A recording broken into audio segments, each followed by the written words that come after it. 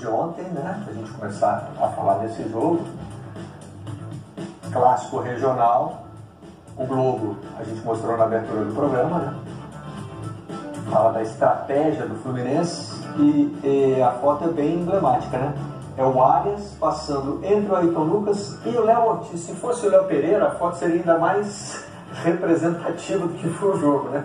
Porque as coisas aconteceram nesse espaço aí, né? Entre lateral e zagueiro do Flamengo pelo lado esquerdo. E o Meia Hora usa uma brincadeira do torcedor do Fluminense, né? Que é normal ganhar o Fla-Flu, e diz que o time está de volta ao normal, também com o Arias em destaque. Ele de novo. O Ganso talvez merecesse estar numa dessas fotos aí, né? Foram os dois principais personagens da partida. O Tricolor se afasta do Z4 e o Extra fala de classe e estratégia. Aí aparece o Ganso. Mais oportunidades de explorar aquele lado, né? É só você lembrar do seguinte, foi onde o Flamengo teve problemas com o Penharol no Maracanã. E o Mano, como a gente diz, né, ele poupou o Arias que vinha de jogo da seleção colombiana, né, deixou para o segundo tempo. Mas isso não quer dizer que no primeiro tempo ele abriu mão de atacar o lado esquerdo da defesa. O Marquinhos tinha especificamente essa função, incomodar o lado esquerdo. E Caio Elias caindo lá também. Isso, sempre para dialogar com eles, né? Mas de fato, no segundo tempo, o Ganso, que né, poderia ter virado o vilão da partida, esse pênalti perdido, né? Também tem o que o Tim apontou como uma mudança de posição muito importante, né? Ele vira um sustento desse jogo pelo lado direito. Ele estava jogando mais para frente, né? A gente tem que elogiar Lima fazendo esse gol também, porque Lima é muito interessante, né? Pode falar que é discreto, ele te dá várias funções. Ele cumpriu uma função diferente depois do intervalo, né? Quando o Ganso recua, ele está adiantado no lado esquerdo, então foi premiado com esse bonito gol. E o torcedor tricolor está dizendo que o Lima se exibe para os grandes astros, porque quando o Ed Sheeran foi ao Maracanã, ele fez gol. E agora tinha Bruno Mars na arquibancada, ele foi lá e fez outro. Paramentado de rubro-negro, casaco, todo paramentado. Mas viu Lima e Arias decidirem a partida. E o Arias, esse tempo que ele jogou foi mais do que suficiente para desequilibrar, né? Impressionante a contribuição. A contribuição dele, e não estava difícil jogar por ali. Não estava difícil. O segundo gol, por exemplo, o primeiro gol você ainda tem um toque do Ganso que desequilibra tudo. Uhum. Mas o segundo gol, desde a o defensor não está perto, o defensor está na terra de ninguém, onde ele não está matando e não está cobrindo espaço. O segundo gol foi uma jogada quase, se você olha, quase em ritmo lento. Não tinha defensor ali para acossar, o Gabigol perde uma dividida ali no meio, e o Fluminense vai chegando, sei lá, a gente não tem ninguém. A distância entre os jogadores do Fluminense e os jogadores do Flamengo no segundo gol é impressionante. No futebol, é muito raro que alguma coisa que dê certo para um lado tenha só mérito e alguma coisa que dê errado para o outro tenha só demérito, né? O Ganso, por exemplo, ontem fez uma boa partida, teve uma participação importante, mas ele, olha só nesse passe, por exemplo, ele joga do jeito dele, como ele sempre jogou, né? Sem aquela intensidade, sem se movimentar pelo campo todo, ele simplesmente ocupa um espaço e ali ele tenta fazer. Se você reduz esse espaço, você também vai diminuir as chances de o Ganso criar algo. E o Flamengo não consegue fazer isso, né? Nos dois passes ele tem muita liberdade para criar. E aí, daquele lá que só não tem só demérito, nem tem só mérito, se você der espaço para o Ganso criar, ele tem qualidade para isso. O jogador mais próximo do Ganso está a 3 metros dele. Então ele para, olha, toca e pronto. E aí vai sair um passe de qualidade. Um grande mérito de dinamismo de Martinelli nesse gol. E a combinação com Arias também. Martinelli, aliás, saiu exausto do jogo. E o Fluminense tinha desfalques importantes, né? O Fluminense não tinha o Thiago Silva, por exemplo, né? O Marcelo estava suspenso, embora o Marcelo tenha deixado de ser assim um titular absoluto. É um jogador usado com mais comedimento, né? Sem diminuir a importância dele, mas agora, não ter o Marcelo também tem um pouco sempre ter menos qualidade no time. E o Flamengo parece ter se guiado pela questão da relação entre data FIFA e Copa do Brasil, né?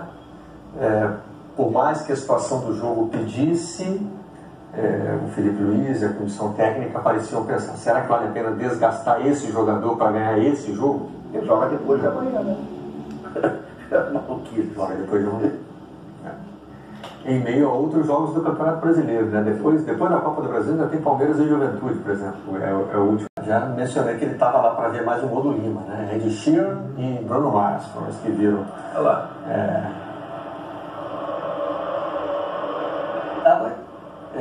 Tava de verde e o Fluminense postou que era o verde da esperança do hino tricolor.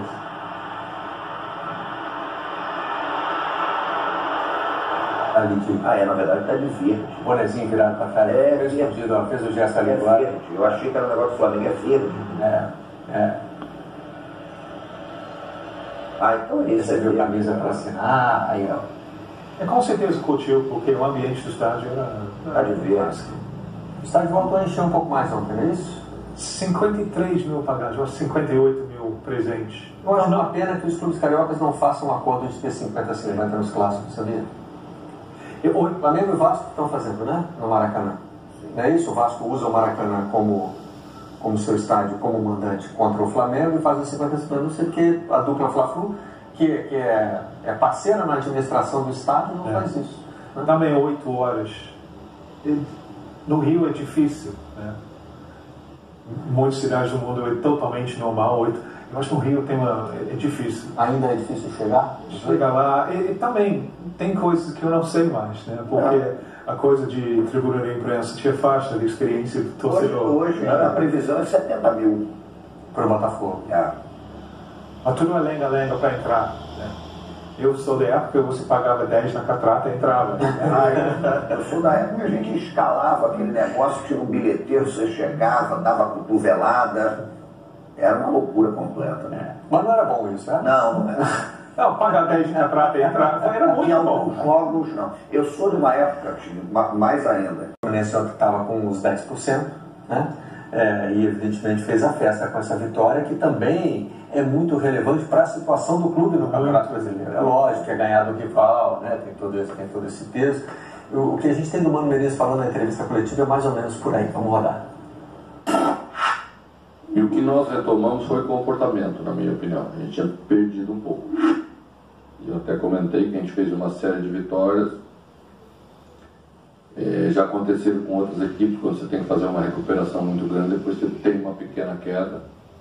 É óbvio que a queda veio junto com a eliminação nossa na Libertadores, isso mexe com todo mundo. Você tem um objetivo de ser bicampeão, o torcedor também.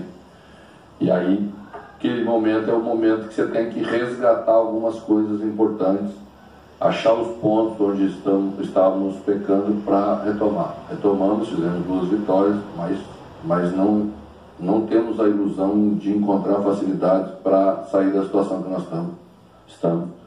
Terça-feira que vem teremos um outro jogo decisivo e a presença do torcedor é fundamental para a gente.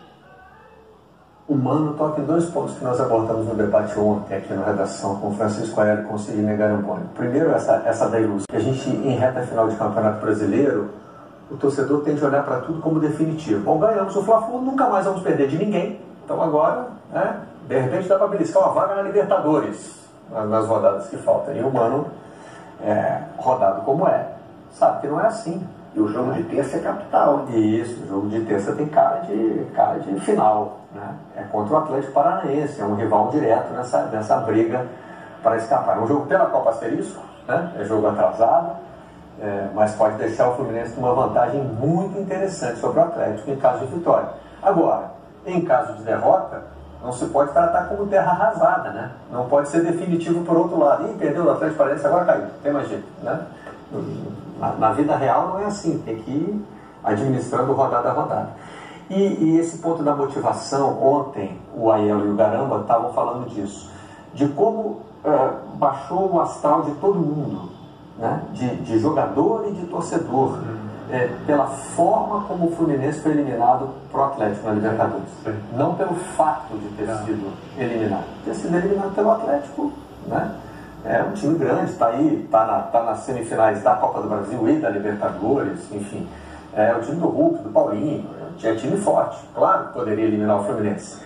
Interrompe o sonho do Bi, como disse o Mano, tem ali uma certa depressão que é natural, mas parece que assim, o Fluminense abriu vantagem no primeiro jogo e foi amplamente dominado no segundo. O segundo jogo a gente olhava, parecia natural que o Atlético ia se classificar, né? Quem não conhecesse os dois times, falei, o Preto e Branco vai esse jogo aí tá resolvido, né? Então parece que isso tirou um pouquinho também da eu acho que é mais amplo do que isso. Eu acho que o time, né, com o Diniz, eram tipo homens, eram tipo missionários. Era como a gente fala tantas vezes, a coisa de Diniz é ser diferente. Não, então era um grupo que tinha comprado a ideia de ser diferente. Viver depois disso é difícil, né? Porque bem, agora nosso objetivo é ser competente. Não empolga da mesma maneira. Se você pensar no conjunto desses dois jogos, né, são 3 pontos que voltam para a conta. Claro que quando você está numa situação de fugir do rebaixamento, o torcedor começa a considerar todos os pontos como ganháveis. Tem que ganhar de todo mundo para escapar. Mas não é o que vai acontecer. Vai precisar lidar com alguma oscilação. E do outro lado, tem tudo aquilo que já dissemos sobre o ânimo do Flamengo agora no jogo contra o Corinthians.